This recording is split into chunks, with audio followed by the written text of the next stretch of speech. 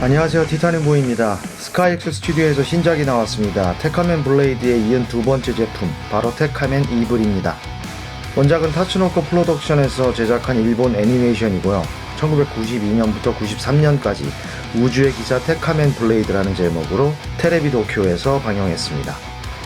국내에는 SBS에서 우주의 기사 테카맨이라는 제목으로 방영한 적이 있습니다. 테카맨 이블은 테카맨 블레이드인 디보이의 쌍둥이 동생 아이바 신야의 테카맨입니다. 보는 바와 같이 작중에선 전형적인 라이벌 악역으로 등장하는 캐릭터입니다. 바로 제품의 기본 정보를 보겠습니다. 현지 가격은 홍콩 달러 880달러고요. 국내 가격은 16만 5천원으로 책정되었습니다. 제품의 재질은 ABS, PVC, 다이캐스트를 사용해 제작되었네요. 개봉을 해보면 본체와 각종 파츠, 베이스와 스탠드를 나누어 두 개의 블리스터로 구성되어 있습니다.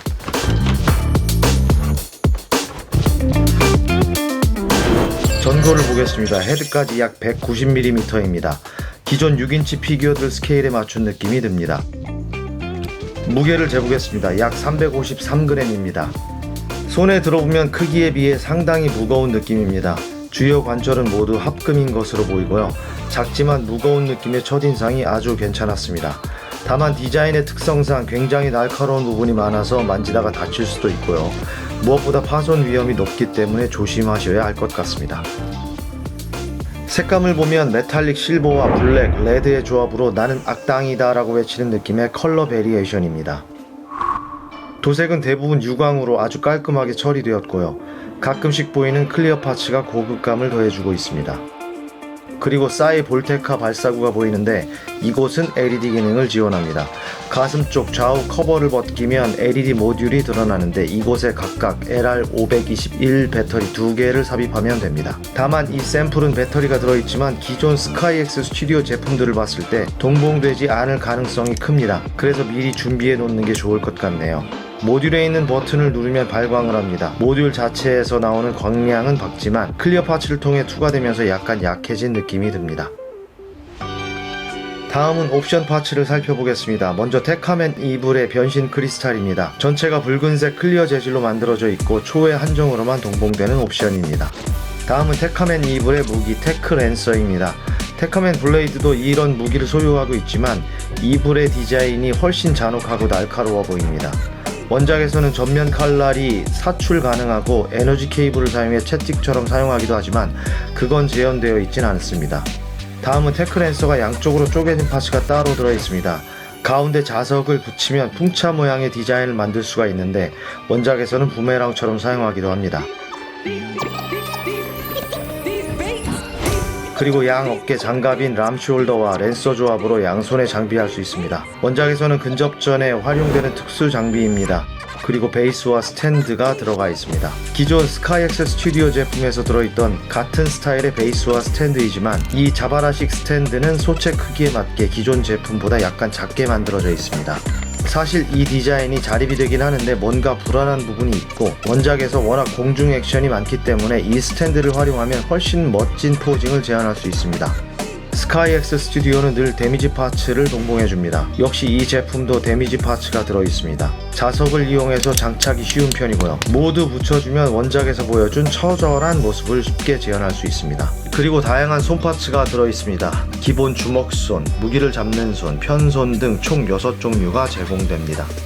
다음은 가동성을 보겠습니다. 먼저 헤드부터 보자면 헤드 그리고 목 뿌리 쪽에 두 가지 가동 포인트가 있고요. 가동폭은 꽤 괜찮은 편이지만 역시 뾰족한 디자인 때문에 파손에 주의해야 할 것 같습니다. 어깨에 붙은 람숄더는 적당히 가동이 되는 편이고요. 안쪽에 보면 추가로 가동되는 부분까지 꺼내서 세세하게 표현할 수 있었습니다. 그리고 어깨 부분은 앞뒤 상하 모두 움직이고요. 어깨를 앞으로 빼는 폭은 꽤 넓은 편이었습니다. 그리고 팔은 360도 가동이 되지만 가슴 커버와 부스터 쪽에 간섭이 발생하니 주의하시고요. 양팔 들기는 역시 무리 없이 가동이 됩니다. 그리고 팔꿈치 접기는 살짝 모자라지만 충분히 접히는 편입니다. 다만 여기도 외장 때문에 간섭이 있습니다. 특히 상박이 메탈릭 도색이라 더 주의하셔야 합니다. 상박은 이렇게 잘 돌아가고 하박도 돌아가는 특이점이 있습니다. 가동 방향에 따라 활용하면 유용할 것 같네요. 그리고 겨드랑이 쪽을 보면 테카맨 블레이드가 크래쉬 인클루드 기술을 시전할 때 보이는 그 부분이 이불에도 달려있는데요. 보통 이 부분은 삭제되거나 교환 파츠로 대신하기도 하는데 이 제품은 이렇게 따로 가동할 수 있었습니다. 그 외 손목 가동은 상당히 자유로운 편이었습니다. 손파츠를 빼보니 볼관절이 아니었고요. 합금을 사용한 핀 방식으로 되어 있었습니다. 개인적으로 손파츠 교환이 쉽고 가동이 용이한 편이라 이런 방식을 좋아합니다. 몸통 쪽은 2포인트로 가동이 되는데 등 쪽이 분할되어 갈라지는 모습을 볼 수 있습니다. 좌우로 살짝 회전도 가능하고 꽤 많이 꺾이는 편이었습니다. 특이한 점은 위로 뽑으면 살짝 연장되는 기믹이 생깁니다. 역동적이고 과장된 포징의 최적인 기믹인 것 같네요. 그리고 하복부 허리는 좌우로 돌아가지만 폭이 그리 크진 않았습니다. 등 쪽 부스터 부분을 보면 이렇게 오픈되는 기믹이 있고 세 부분으로 다양하게 갈라져서 여러가지 표현이 가능합니다. 뒤쪽 스커트는 안쪽에 힌지가 달려 있어서 위아래로 움직일 수 있고요. 들어 올리는 가동은 굉장히 좁은 편이었습니다. 다리 벌리기는 허벅지 바깥쪽 디테일 간섭 때문에 많이 벌려지진 않았습니다. 하지만 고관절을 이렇게 내려주면 충분히 벌리는 건 가능하고요. 다리를 앞으로 올리는 건 거의 끝까지 올라갑니다. 대신 뒤쪽으로는 엉덩이 쪽 스커트 간섭 때문에 거의 가동이 힘듭니다. 허벅지도 당연히 많이 돌아가고 무릎은 이중관절로 완벽하게 접힙니다. 접을 때 아래 위 연동되는 기믹이 존재하고요. 발목은 앞뒤 좌우 가동이 됩니다만 폭이 그리 큰 편이 아니었습니다. 하지만 발목을 당기면 이렇게 충분히 연장되는 기믹이 숨어 있습니다. 덕분에 발목이 큰 폭으로 가동이 되고요. 포징을 잡을 때 접지력 또한 어느 정도 좋아지는 효과가 있습니다. 더불어 앞꿈치도 단독으로 가동이 되고 커버가 열리는 기믹도 포함되어 있습니다. 자, 그러면 스카이엑스 스튜디오 테카맨 이불의 총평을 해보겠습니다. 예전에 이미 테카맨 블레이드를 발매한 적이 있는데 무난한 프로포션과 외장의 합금까지 적용해서 꽤 묵직한 손맛이 좋았습니다.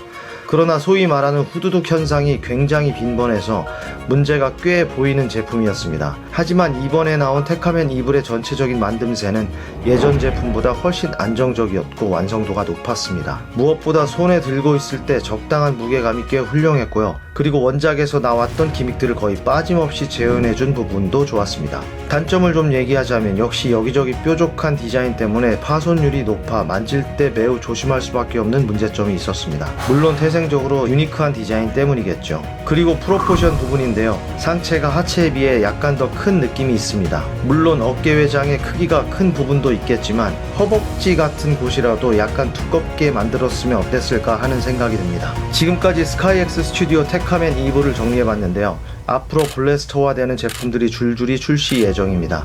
게다가 테카맨 블레이드가 타고 다니는 페가스까지 발매를 한다고 하는데 크기가 무려 330mm 제품이었습니다. 거의 제품화가 되지 않았던 기체이기 때문에 개인적으로 매우 기대하고 있습니다. 지금까지 스카이엑스 스튜디오 테카맨 이불을 리뷰해봤고요. 가시기 전에 구독, 좋아요 잊지 마십시오. 티타늄보이였습니다.